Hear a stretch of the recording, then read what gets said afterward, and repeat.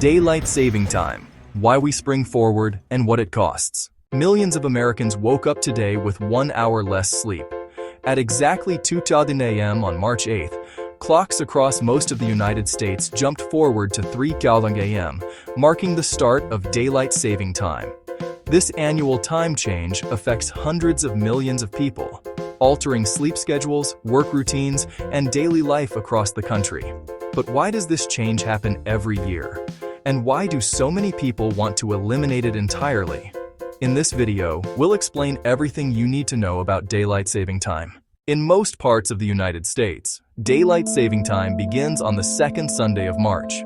When the change happens, clocks move forward by 1 hour, which means people lose 1 hour of sleep that night. However, not every part of the country follows this system. States like Hawaii and most of Arizona stay on standard time all year long and do not change their clocks. For everyone else, the clock change marks the beginning of longer evenings and shorter mornings. Smartphones updating time. To understand why we change our clocks twice a year, we have to look back more than a century. While the idea is often humorously traced to a satirical essay by Benjamin Franklin suggesting Parisians wake up earlier to save on candles, the modern implementation of daylight saving time has its roots in a far more serious context. World War I.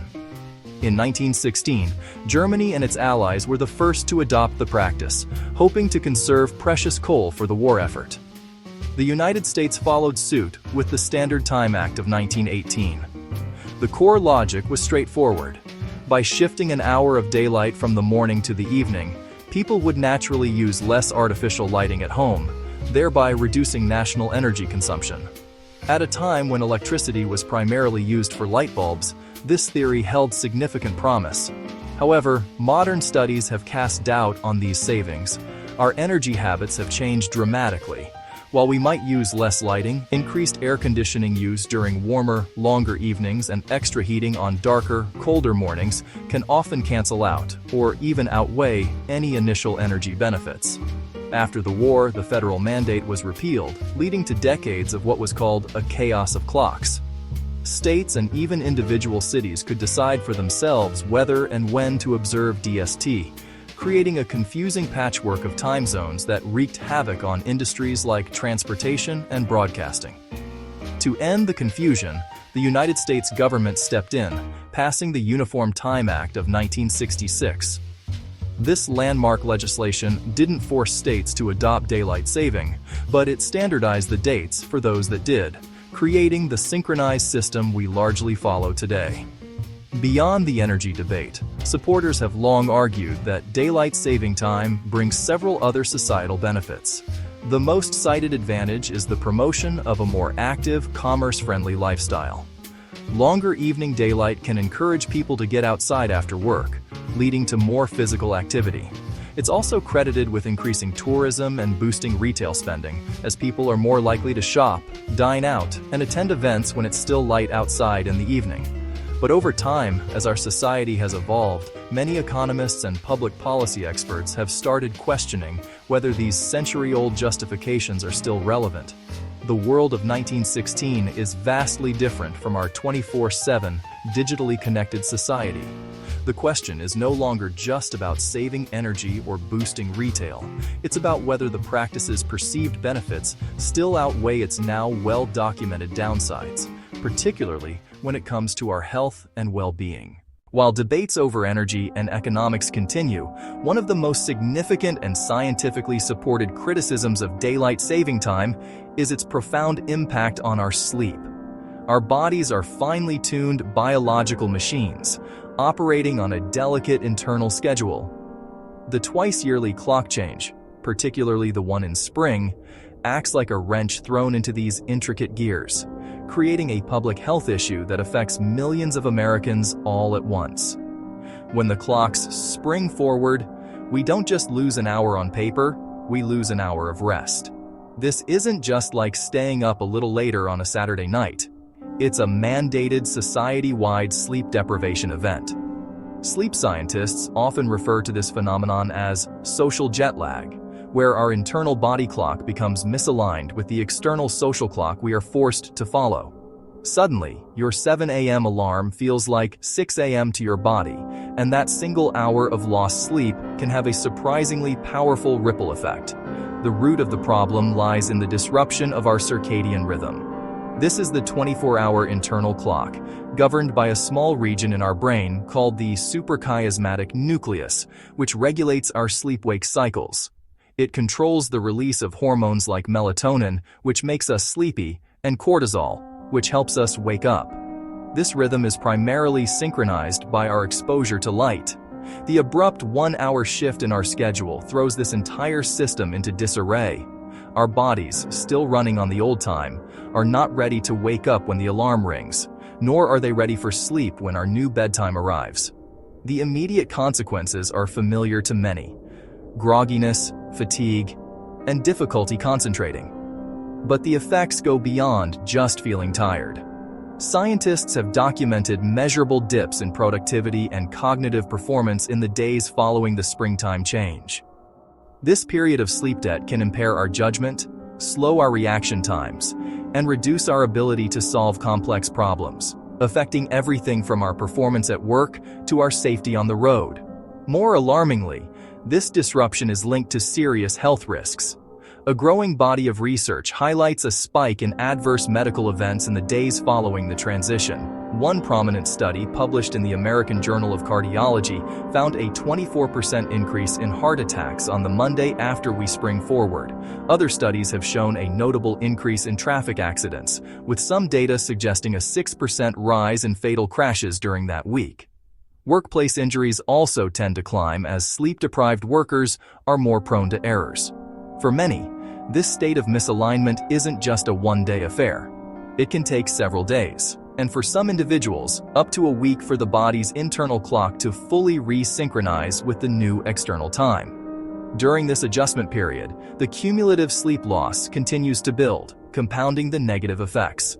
This annual, predictable disruption has led many in the medical and scientific communities to advocate for a permanent, stable time year-round, arguing that the health costs of switching our clocks far outweigh any perceived benefits. Supporters of daylight saving time say the system still offers economic advantages.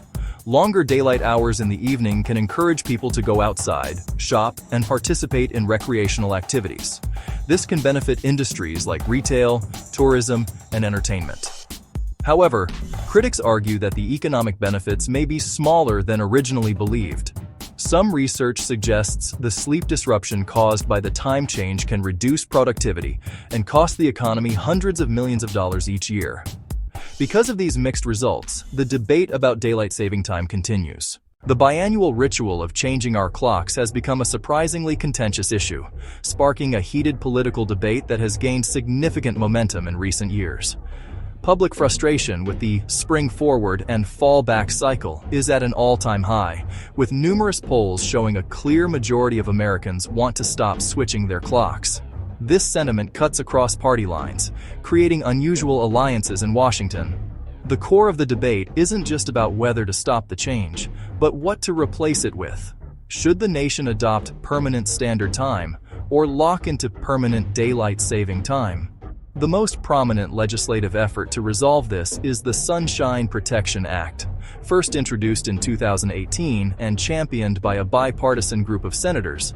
The bill proposes making daylight saving time permanent across the entire United States. In a rare moment of unity, the Senate unanimously passed the bill in March 2022, sending a shockwave through the political landscape and raising hopes that the end of clock changes was near. However, the bill then stalled in the House of Representatives, where lawmakers couldn't agree on the best path forward. Supporters of the act argue that the benefits extend far beyond simply eliminating the inconvenience of resetting clocks. They point to potential economic boosts, suggesting that an extra hour of evening daylight year-round would encourage more consumer activity, benefiting retail and leisure industries. Proponents also cite public health and safety, referencing studies that suggest permanent DST could lead to fewer traffic accidents and a reduction in crime. The promise of brighter evenings, they claim, would improve public mood and provide more opportunities for after-school sports and outdoor recreation. But critics, including many sleep experts and parent-teacher associations, raise serious concerns. Their primary argument is against the dark winter mornings that permanent daylight saving time would create. In northern cities like Seattle or Detroit, the sun might not rise until after 8:30 or even 9 a.m. in January. This would mean millions of children walking to school or waiting for the bus in complete darkness, a scenario that raises significant safety alarms. This isn't just a theoretical problem. The US experimented with year-round DST in 1974, but it was quickly repealed due to widespread public outcry over the dark, cold mornings and safety fears. Because of these deeply rooted concerns and the memory of the failed 1974 experiment, the proposal has faced significant delays and has yet to pass both chambers of Congress. The debate has become a complex puzzle with no easy answer, pitting the appeal of sunny evenings against the safety and practicality of morning light. As lawmakers continue to weigh the pros and cons, the nation remains in a state of temporal limbo. So, for the foreseeable future, Americans will continue the familiar tradition of adjusting their clocks and their lives every spring and fall. The United States is not the only country that observes daylight saving time. Several countries around the world also shift their clocks seasonally. However, many nations have already abandoned the system. Some governments concluded that the energy savings were minimal and the disruption to daily life was too significant. As the global debate continues, more countries may reconsider whether the system should remain in place. Experts recommend several ways to adjust to the clock change more easily. First, try going to bed slightly earlier in the days leading up to the transition. Getting exposure to morning sunlight can also help reset the body's internal clock. Avoiding caffeine late in the day and maintaining a consistent sleep schedule can make the adjustment smoother. For most people, the body usually adapts within a few days. Daylight saving time affects millions of Americans every year, changing how we sleep, work, and experience daylight. While some people enjoy the longer evenings, others question whether the tradition still makes sense in the modern world. Whether the system continues or eventually disappears, one thing is certain: the debate over daylight saving time is far from over.